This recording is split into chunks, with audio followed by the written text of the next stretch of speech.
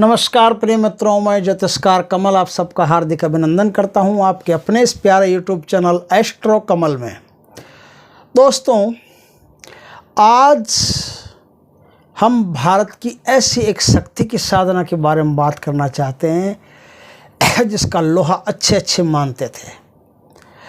इस्लाम में, मुस्लिम धर्म में, भारत में पहली शक्ति पैदा हुई जिसने अपने मुख से, अपने शरीर से बुर्खा उतार के फेंका और मर्दों की भांति, झांसी वाली रानी की भांति राज्य किया और हाथ में तलवार लेकर के और हज़ारों मर्दों को चीरती हुई जो तूफ़ान की तरह आगे बढ़ती, ऐसी महाशक्ति बेगम रज़िया सुल्तान के बारे में बात करेंगे।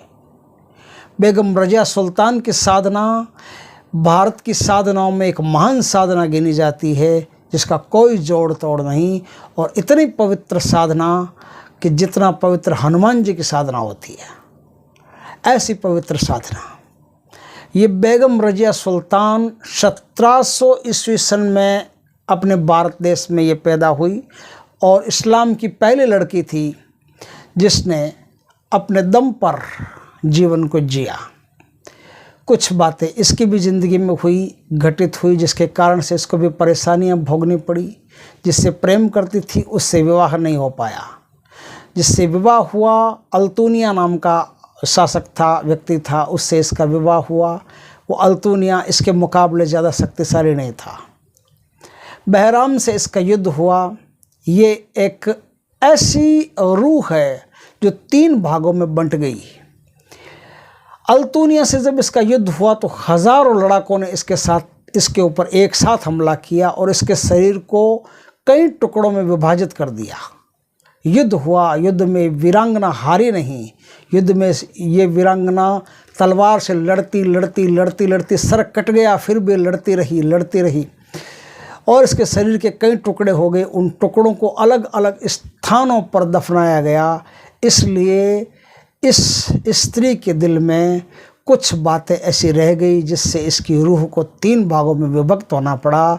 और इससे जो बेगम रज़िया सुल्तान है, बेगम रज़िया सुल्तान जिन्नात की कौम में चली गई, क्योंकि लड़ते वक्त इसके अंदर एक ऐसी आग थी, ऐसी ज्वाला थी जिसके कारण से जिन्नात की कौम में चली गई। और रज़िया सुल्तान इतनी सुंदर थी, इतनी अप्सराओं जैसी थी, इसलिए परियों की दुनिया में चली गई और ये अपने दुश्मनों पर भयंकर वार करना चाहती थी, उन्हें मार काट मचा देना चाहती थी। इसलिए एक प्रेतात्मा चुड़ैल की श्रेणी में चली गई। तो इसकी आत्मा को 3 श्रेणियों में गिना जाता है और इसकी जो कब्र हुई वो भी 3 स्थानों पर अलग अलग दफन हो गई। 3 अलग अलग स्थानों पर दफन होने के कारण इसकी रूह में बहुत बड़ा विभाजन पैदा हो गया और अब ये 3 तरह की शक्ति बन करके साधक के सामने उपस्थित होती है। रज़िया सुल्तान की कब्र राजस्थान में टोंक में, दिल्ली में और एक और स्थान है, वहाँ पर इनकी कब्र है। इन 3 स्थानों पर इनको दफनाया गया था। 3 स्थानों पर दफनाने से इस्लाम के मुताबिक भी इनकी जो रूह है वो शांत नहीं हो पाई। रूह शांत नहीं होने से ये जिन्नात की श्रेणी में चली गई और अब कोई भी साधक इनकी साधना करता है तो उसको ये प्रेमिका के रूप में दर्शन देती है या पत्नी के रूप में दर्शन देती है। जो कोई भी इसकी साधना करता है उसके जीवन में ये पत्नी के रूप में आती है और पत्नीवत सारे काम करती है और अपने पति के लिए ये सारे सुख भोग उपलब्ध करवाती है।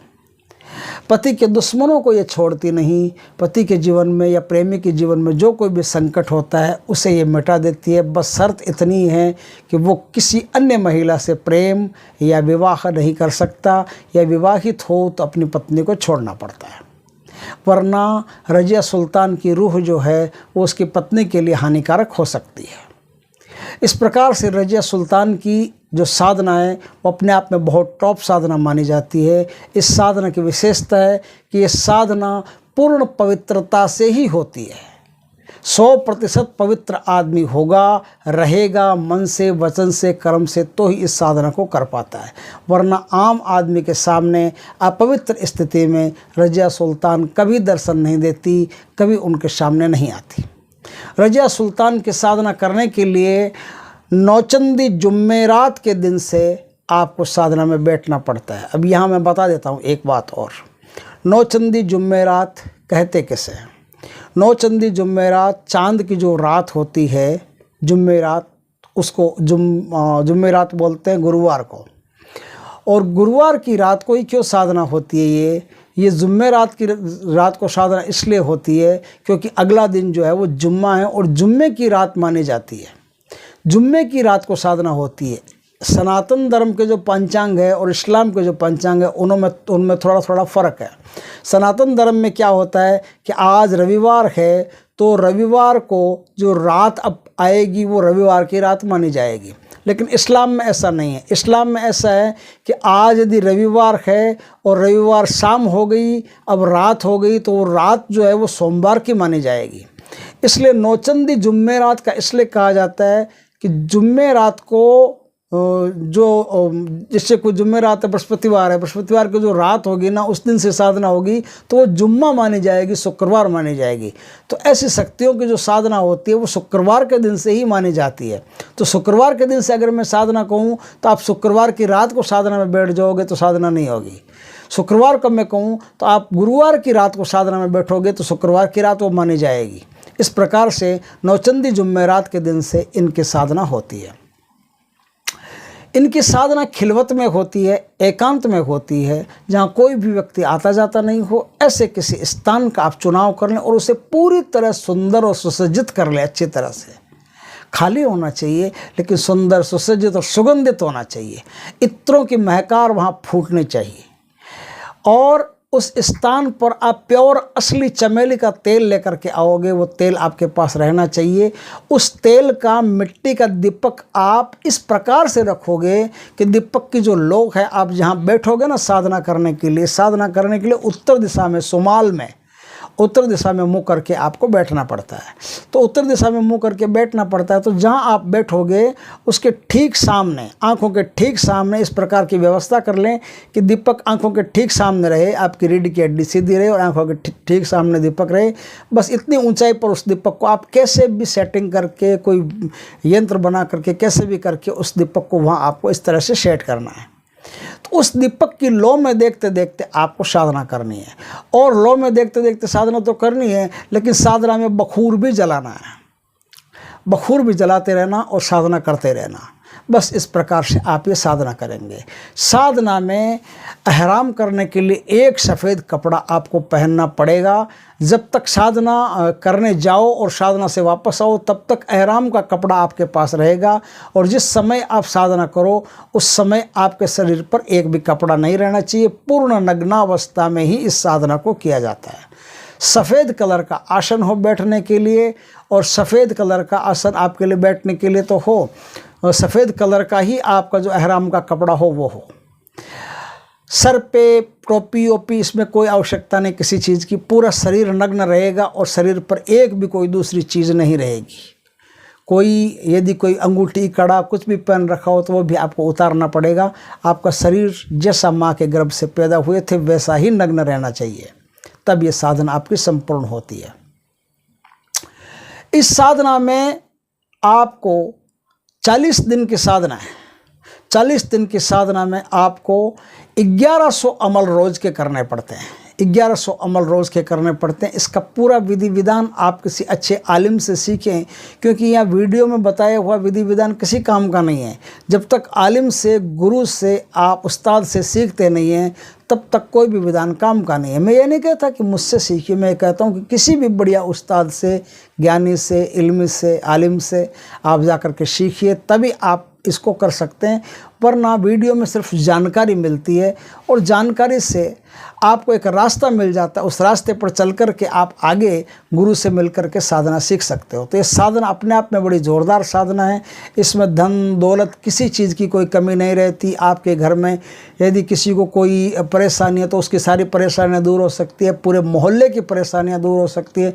किसी को भूत प्रेत पिशाच चेड़ा चपेड़ा लगा उसको भी 2 मिनट में उतार के फेंक सकती है। कोई भी प्रकार की समस्या हो, हारी हो, बीमारी हो, चिंता हो, दुख हो, दर्द हो, किसी भी प्रकार की तकलीफ में रज़िया सुल्तान की जो साधना होती है वो काम आती है। रज़िया सुल्तान की सिद्धि हो गई तो वो आदमी बहुत सारे अच्छे कर्म कर सकता है, खुद के लिए भी कर सकता है और समाज के लिए भी कर सकता है। तो इस प्रकार से बहुत अच्छी साधना, 40 दिन की साधना और 1100 अमल आपको रोज़ पढ़ने पड़ते हैं।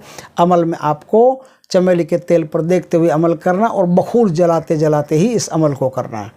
अमल में किसी भी प्रकार का सुरक्षा घेरा नहीं होगा, चाहे आप डरो या नहीं डरो, आपकी टेंशन है। सुरक्षा घेरा किसी भी प्रकार का नहीं होगा, न देह बंधन होगा, न आसन किलन होगा, कुछ भी नहीं होगा। सीधा बैठो और साधना करो।